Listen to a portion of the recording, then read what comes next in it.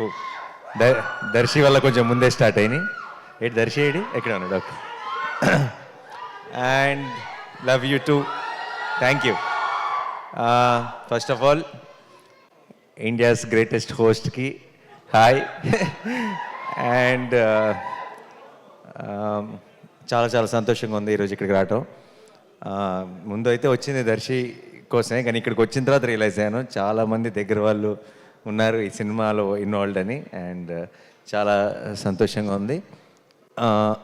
ముందు నేను చూసిన టీజర్ ట్రైలర్ కానీ కొత్త ట్రైలర్ కానీ చాలా చాలా ఎంటర్టైనింగ్గా ఉంది. అండ్ ఈ మధ్య సినిమాల్లో జనరల్గా యాక్షన్ బాగా ఎక్కువైపోయి లవ్ స్టోరీలు కామెడీ చాలా మిస్ అవుతున్నాం.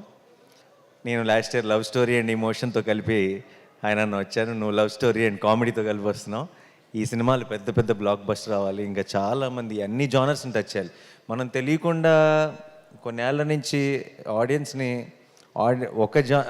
ఒక జానర్కే పరిమితం చేసి వాళ్ళకి బోర్ కొట్టిస్తున్నాం. ఐ థింక్ చిన్నప్పుడు సినిమాలు అంటే అన్ని రకాల జానర్స్ వచ్చాయి, అన్నీ ఎంజాయ్ చేసేవాళ్ళం. సినిమా థియేటర్కి వెళ్ళటానికి మనకి ఎక్కువ రీజన్స్ ఉండేవి. ఇప్పుడు తెలియకుండా ఒక జానర్ మీద ఎక్కువ ఫోకస్ చేస్తున్నాం. ఐ ఫీల్ అందరం కామెడీలు కానీ లవ్ స్టోరీస్ కానీ ఎమోషనల్ ఫిల్మ్స్ కానీ యాక్షన్ కానీ అన్ని జానర్స్ టచ్ చేయాలి. అండ్ ఇప్పుడు దర్శి లాంటి టాలెంటెడ్ యాక్టర్స్ అలా డిఫరెంట్ జానర్స్ సెలెక్ట్ చేసుకోవడం it makes me feel very very proud Darsi.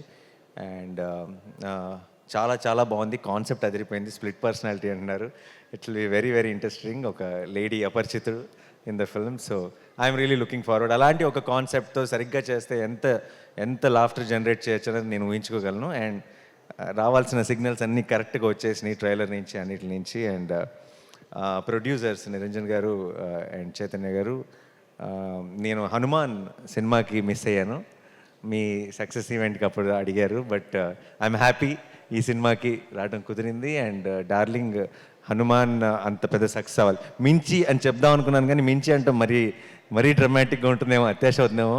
ఎందుకంటే ఇయర్లోనే one of the biggest hits already Hanuman. So Hanuman అంత పెద్ద సక్సెస్ అవ్వాలని మనస్ఫూర్తిగా కోరుకుంటున్నానండి. అండ్ ఈ జర్నీ ఇలాగే కంటిన్యూ అవ్వాలి. అండ్ మీలాగా ప్యాషనేట్గా సినిమాలు ప్రొడ్యూస్ చేసే ఇంకా ఎంతోమంది ప్రొడ్యూసర్స్కి మీరు ఇన్స్పిరేషన్ అవ్వాలని మనస్ఫూర్తిగా కోరుకుంటున్నాను. And Vivek thank you.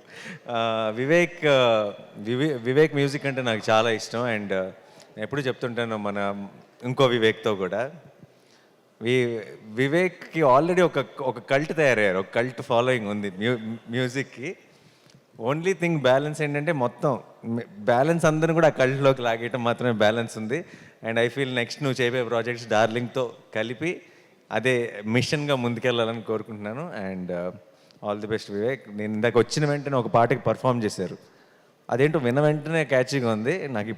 అప్పుడు నువ్వు మ్యూజిక్ చేస్తున్నావు నాకు తెలియదు, నాకు ఇప్పుడు క్లారిటీ వచ్చేసింది. And I wish you a block buster with this film Vivek.